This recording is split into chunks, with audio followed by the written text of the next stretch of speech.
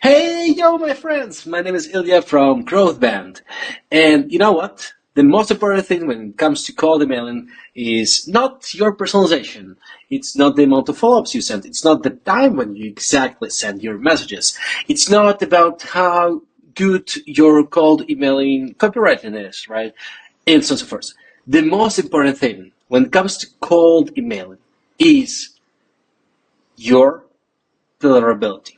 So in reality, if your emails are going to spam, nobody will reply to that. You will hurt the main reputation. So more of your not even cold, even warm emails will go to spam, and so on and so forth. So the most horrible thing that can happen with you if you're doing something wrong with your cold email deliverability is not the fact that you're not going to generate any leads, but the fact that you will not get any leads, but at the same time you will hurt your domain reputation, and your even normal emails will go to spam. So that is why before you send any cold emails, even if you send right now any cold emails, please stop doing that for at least this hour to watch this guide and understand how to avoid spam folders. So the thing is that I've prepared the best guide when it comes to cold email vulnerability and how to avoid spam folders. And during the last 7 years, I've been sending millions or even billions of cold emailing. I was working at several cold emailing software solutions as a part of the team, and I know this field pretty well. That is why I want to dive deeper into each specific part of your cold email vulnerability and start from the very basics, but come to really important things when it comes to the vulnerability. So let's go just quickly through that. So the very first thing, let's go through the basics. It's really important. We don't need to forget about the fact that sending cold emails from free accounts like Gmail or Yahoo, Hotmail is a really bad sign. So in reality, if you send cold emails from ilya@gmail.com, your emails are probably going to spam. That's easy as it is. Why? Because for Google or Microsoft, it has to go through some validation that you're actually the real business who wants to build the real relationships. And if you're sending a lot of cold emails from Gmail account, from a free email that everyone can do, that even spammers can do, that means for Google that, okay, that's probably risky, and that's probably a bad signal for Google.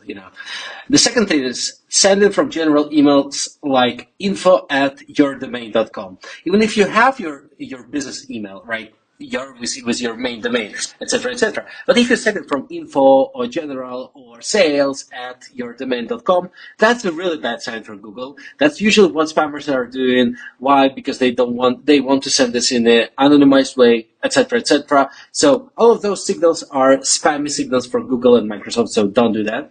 The third thing is don't set up DKIM, SPF, DMARC, and other technical things. And I'm going to talk about just a bit later, but in reality, those are the things that technically show to Google and other email providers that you're a legit email sender, so that you're not a spammer, etc. The fourth thing is that no email warm-up before and during outreach campaigns running.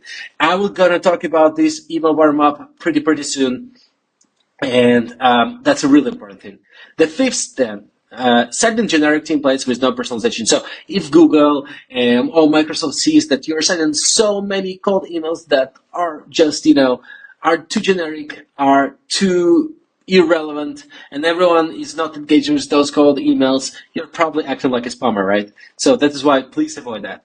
The sixth thing, too much HTML in your cold emails. This is a really important thing. Whenever you're sending cold emails for Google and for other email providers, it should look like you're actually opening your Gmail and you're start sending emails. But if you add too much HTML by embedding the links, the images, attachments, some HTML design things in your MailChimp, etc. It's all bad signs. No, please don't do that. It's alert. Don't do that. The seventh thing is sending too many emails from one email account. That's obvious. If you want to send cold emails, you need to be in some limits. Please don't go above those limits. We're going to talk about, what would be the limit for this, but a bit later. Using aliases to send cold emails. Sometimes people might create their own domain and their own business email account, like Ilya at growthband.io, right? And the alias for that, that's like additional type of the email, but it's still, the part of my main email. It will be ilya.azovtsev at growthband.io. And technically, that looks like a different email, but still it's a part of one email account. This is a really, really bad thing to do when it comes to calling emails sent from those aliases. The next thing is that no check for spam words in your emails. I understand that you might be overwhelmed with the how many spam words you can get. You can have the list of the Google Sheets, the Google Docs, etc., with the spam words. But in reality, there are some tools that will help you with identifying how many spam words you have, what's the impact of those spam words, etc., etc. We're going to talk about that a bit later. Don't verify contacts, emails, addresses before sending. The hugest problem when it comes to cold emailing is that if you send cold emails to email addresses that don't exist, it bounces. So it shows to to Gmail or Google or I don't know, whatever email provider you're using that this email does not exist. And if your bounce rate is going higher, it's more than 1 or 2%, that is a really bad signal for Google and other email providers that you're probably acting like a spammer, because that's what actual spammers do. They go buy somewhere the contact list of the databases with the contact information. They send the emails to those the list of contacts, and in reality, they don't validate those emails. Why? Because it's just they're gonna burn that. And some of those emails might not be valid because they're outdated, they're too old, or they're just not relevant, etc., etc. So that is why always verify your email addresses, the email addresses of the people you want to reach out to. And I'm going to talk about what would be the best tool to do that. The last thing is that using the wrong toolset for cold emailing. Please don't send cold emails from email marketing tools like MailChimp or some server-based tools like Mailboxo, etc., etc. Use only relevant tools for cold emailing, and we're going to talk about that. But let's start with the very, very basic things. So those are the basics. We know that, we don't need to do that. For example, don't send cold emails from a free account. It's pretty easy, pretty obvious. What you need to do is you need to create your own domain or your business email account. So the first thing is you don't send emails from @gmail.com, right? Emails, but you need to use domains. And the question is whether you need to create an email account for cold emailing on your main domain. And the answer is no. Because if you do something wrong, and if people start just marking your emails as spam, probably your main domain will be hurt and your reputation will be hurt, which is a really, really bad thing. You don't want this to happen, right? That is why what we need to do is to go and create new domains. And the new domains might look like your own domain, like your main domain, like it's yourdomain.com. But just create domains like yourdomain.io or growth, yourdomain.com, etc., etc. So just create a few domains that look like your main domain, and just create them easily, set up the redirect, and start with really top-level domains that ends with .com, .io, .co, .net, .org. Why? Because it gives more trust to Google and other email providers that, you're a legit person. It's not XYZ domain, etc., etc., because it's cheaper, Why we are creating these new domains? Because even if you do something wrong, even if your emails are going to spam, it will never have the impact on your main domain. Okay, right? So that is a really important thing. We do really want to mitigate those risks. After that, we need to set up a new email accounts for cold emailing. So the thing is that 95% of people are using either Google or Microsoft email accounts. So they either use Google Workspace or G Suite or Microsoft and Outlook. In this case, what we recommend you to do is to set up several email accounts on those several domains you have with this logic.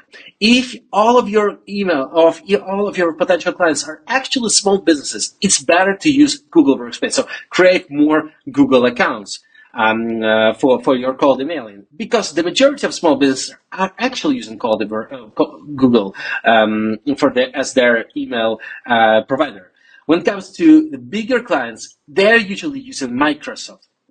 But the thing is that what you can also do is you can get all of your list of potential clients, like your leads, and upload to this tool. It's called MX Toolbox Bulk MX Lookup. And here, whenever you upload this list of domains, you click one button, run bulk lookup, and you get the list of email providers that they're using. In this case, I uploaded just 500 or 1,000 of people to this, of several domains to this tool. And at the end of the day, we see that like 2/3 of this list are actually using Google Apps and 1/3 are actually using Microsoft. That means that if I want to start a cold emailing, I need to set up several domains, like from 3 to 4 domains that are similar to my email account or to my main domain, and then create several email accounts on those domains. And in this proportion, in this case, I want to have 20 email accounts to set my cold emails from, because the more email accounts and more domains I have, the more cold emails I can send with no risks, etc., etc. So in this case, I will set up 14 email accounts on Google, right? Because I have more people from my list of clients. And we'll have 6 email accounts on Microsoft. So once we do that, all good. We are ready to do some extra steps. Now we do have domains, we do have email accounts. Now the next step is we need to set up some technical things like SPF, DMARC, DKM, MX record, BME, etc., etc. That's a really, really simple thing. Like, it might sound really horrible and too technical, etc., etc., but it's really easy thing. So the first thing first, you go to Inbox Insights. That's the tool over here in this guide. You just click here, you connect your email account, and it will show you whether your SPF, DKM, DMARC, and BME are actually connected or not. These records are actually showing to Google and other email providers whether you are the actual legit sender, actual legit user or not. These are simple things that you need to set up. So here's the links on how to set up it on Microsoft and Google. So how to set up SPF, how to set up DKM, etc., etc. So these are the things that you just need to do one time. Okay, you do this one time at the very beginning. Don't send any cold emails with no records like that. And once you have that, boom, all good. You won't have any problems at the very beginning, at least with your cold email deliverability. And there is one more thing. It's how to set up DMARC. And in reality, DMARC, it's a bit tricky with DMARC. So it's domain-based message authentication. This thing is that with DMARC, for the first ones, we recommend you to set up this property in your domain setup. And during 1 month to check whether it has a successful rate or not, and if it has a successful rate, change it to this to these records, right? To these values. But how to check whether it's a successful rate, has a successful rate or not? Actually use DMARC monitoring. So whenever you go to this tool, you just click here. It's a free tool that lets you that monitors your DMARC record. That's a technical thing. Don't need to understand. Okay, what was the actual problem with that? You just add it over here, and in every single week, it will show you the reporting about your DMARC record. If you see that DMARC record is going up and everything's good, everything's green, just set up this record. How to set up? We do have the links over here, the step-by-step guides. It's important to invest the first hour into the setting up everything for the whole of your email infrastructure. So at least for the very beginning, you will never have any problems with your deliverability. Okay. So once we do that, by the way, you can also check your performance of the DMARC and other things in one of the cold email solutions, and we are actually using the reply.io as a cold email solution to send cold emails. Why? Because it's a pretty powerful tool with a nice pricing, one of the best pricing models on the market. But at the same time, they have so many features for your deliverability. Okay, we're going to talk about them a bit later. So the thing is that Once you create your email accounts, they are pretty brand new, even if you stop everything. And even if you start sending cold emails right now at this specific moment, and people don't actually reply to them, people don't engage with that, because you're probably not choosing the right target audience, or probably your cold emailing templates are not working properly, etc., etc. So you're still not quite sure what is the message that will work, what is the copywriting style should you use, etc., etc. And you might probably fail with that. And if this happens, actually, and Google and other email providers understands that you are sending too many emails and don't get any replies, or just replies like, hey, unsubscribe, etc., etc., that's a really bad signal. Just create new accounts, and from day zero, you start sending messages, and people don't like it, people hate it, etc., etc. In this case, we recommend you to warm up your cold emails, right? Cold email accounts. So, what is warm up? The warm up process, it is basically sending, like the warm up tools that are actually sending emails on your behalf to other people, and they automatically do a few things. They automatically simulate the open and read activity. They will mark those emails as not spam. They will mark those emails as important. They will simulate link clicks, and they will reply to your emails. And you will do the same with others. So it's basically every single person help each other with some engagement. And technically, for Google and other email providers, what is happening is that you are sending, you start, for example, with 20 cold emails per day and 20 warm-up emails per day. And if in total, you send technically 40 emails. And at least for the half of them, at least for 20 of them, you're getting replies and actual positive engagement. That is a really great signal and sign for Google and other email providers. That is why, at the very beginning, you always have to warm up your cold emails. And there are actually two types of the cold emailing that you can use. You can use either in your cold emailing software, like, for example, Instantly. If you sign up here, you can it's included in their pricing. You can just set up the warm up thing, and you can use a dedicated tool like Folderly. This is literally the best tool on the market when it comes to the cold email warm up. Even if your emails are going to spam, you just definitely need to use this product. So it will make your deliverability way better, because it will just warm up your domain in a way better way, right? So, okay, how to stop email warm up tool? It's pretty obvious. You just connect your email account. You just add templates, the actual email templates that you're sending. Then you let the tool set it up and just say, hey, please remove it from spam, reply on those emails, etc., etc. Once you do this, just click next and start. And here are a few things. Okay, but how to use warm up? Because the cases might be different. The cases are actually, the first one, if you have all domain with recent activity, so you recently reached out to people, before sending cold emails, you need to warm up from 5 to 25 warm up emails per day during the first 2 weeks. Once you do that, then you can start sending cold emails. The second case, all domain with no recent activity.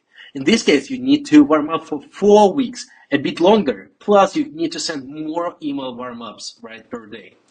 The third case, it's a new domain. It's pretty obvious when it comes to the new domain. Please don't send any cold emails right away. Warm this domain up by sending from 5 to 7, sending warm-up emails during the first months and a half, almost 2 months. And the fourth case, the final case is that you have the old domain with a really bad reputation. And here's the thing. Don't send any emails except warm-up emails. Please just leave this domain. If you do care about this domain, please send from 2 to 30 warm-up emails per day during the first 8 to 10 weeks. So this is a really important thing. If you want to fix, if you want to really help one of your domains, probably it was your main domain back in the days, etc., etc. Please do make sure that you're actually you're actually warming up for a pretty longer time. So once you do that, okay, it's working, it's warming up. Now you know what to do with that. The next thing that you need to do is you need to send only emails to only valid email addresses. In this case, don't set up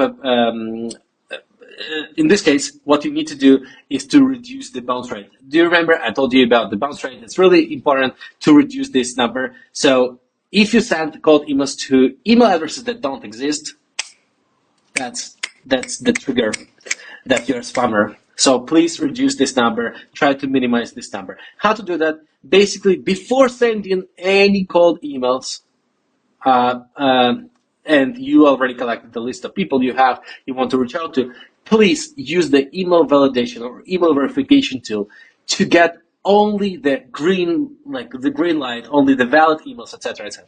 And when it comes to this type of the thing, we highly recommend you the tool Clear Out.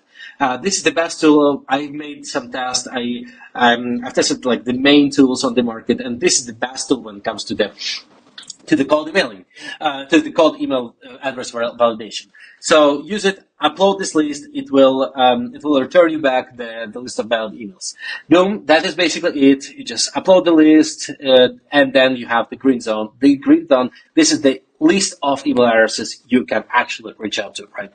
So the next thing is that now you need to choose the right tooling for cold emailing, right? And the first things first, don't use any email marketing tools like MailChimp, SendFox, etc., etc. All of these tools, MailerLite, etc., etc. Don't use these tools because they have a totally different system for sending cold emails. And if you reach out to people who didn't give you the contest to reach out to them, using these tools like MailChimp and others, you will ruin your email durability reputation at all, just instantly, in a matter of just a few days, probably a week. And you will have to start from scratch from the very beginning. Please don't do that. Don't use any of those tools, because even if those tools might look like you send them from your Gmail, it might look like plain text emails. Technically, they are always not, like, they are always sent from these tools, and everyone knows that. Every Google, Microsoft, everyone knows that you send it from there. And if they see the bad engagement with cold emails, they will instantly damage, they will instantly block your account, etc., etc. So please don't do that. So what is the type of the tools you should use for cold emailing? So basically there are two types of the tools. The tools that are connected to your SMTP and IMAP. One of the tools for that is actually Instantly. Pretty great tool. I highly recommend you. One of the best tools for cold emailing. Or the second one, the tools that are actually using Google API. So you actually sign in through your Google account and let the tool to send on your behalf. And one of the tools that also one of the best tools on the market, it's actually reply.io. I recommend you, by the way, all the links in the first comment on the on YouTube, or if you're watching this on other platforms, just like I will share the link somewhere, like don't worry. So choose one of those tools, and in reply.io you can actually choose one of those things. One of those connections is either SMTP or Google API. And if you have an option to use Google API, it's always way better to use Google API, because Google asks for really hard and comprehensive audit before giving someone this type of the API access. That is why if reply.io has this access to this API, they went through a really technical, technical audit from Google itself, right? So it's way better to use Google Gmail API. But even if you don't, you want to use SMTP, it's still fine, okay? Then a few important things when it comes to cold email deliverability settings. The first thing is first, connect your email account. You connect it, then you set up unsubscribe. If people don't have any unsubscribe link or any information that they can unsubscribe from your messages, that's a really bad signal, because everyone wants to to unsubscribe at any point, because your emails might not be just fully relevant, etc., etc. So add it to your cold emails. The third thing is set up a daily wrap up. If you send all of your cold emails in just a matter of a few days, like today you send 5 cold emails, tomorrow you send 500 cold emails from one email account, that's a really bad signal. You're acting like a spammer. Please don't do that. No. So start with wrapping up your cold emails limits, like step by step. For example, start with 10 cold emails per day, then the next day 12, 13, 15, 21, 23, 25, then up to 50 or 60 cold emails per day, which would be a great signal for any email provider. Then the next thing, those are the basics. Those are the basics. Just do those limitations here, like just do this setup over here. It's all good. The next thing, and this is a really important thing, this is something that a lot of people don't know, but it's the hidden thing here, is that in order to track open and click rates, you know that it is important to know that, yeah, because you want to know how people engage, how people read your emails, etc., etc. But in order to do that, actually every single tool on the market, they insert a small tracking pixel. And the tracking pixel looks like this. It's basically the link. It's invisible tracking pixel. Nobody can see that. But technically, Google and other email providers, they see this URL. And in this URL, if you use this by default, this URL are usually, like in 99% of cases, are with the domain of the software that you're using for sending cold emails. Like if you're using Instantly, it will be Instantly. If you're using Reply, like it will be Reply. So that means that even if you're sending cold emails with no links, technically there will be a link because you're tracking the opens and the click rates there. So the thing is that and if, there are lots of other people who are also sending this by default, they're not changing this link, etc., etc. They don't turn off their open tracking, and they are going to spam.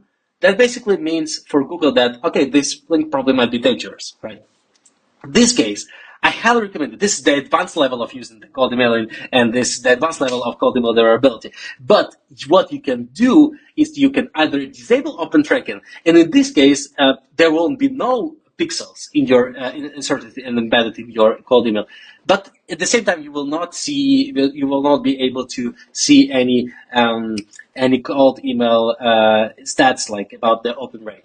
But what you can also do, and this is the tool reply.io again, the best tool, one of the best tools for cold email, is you can go and change the domain of the link of this pixel that is inserted by default.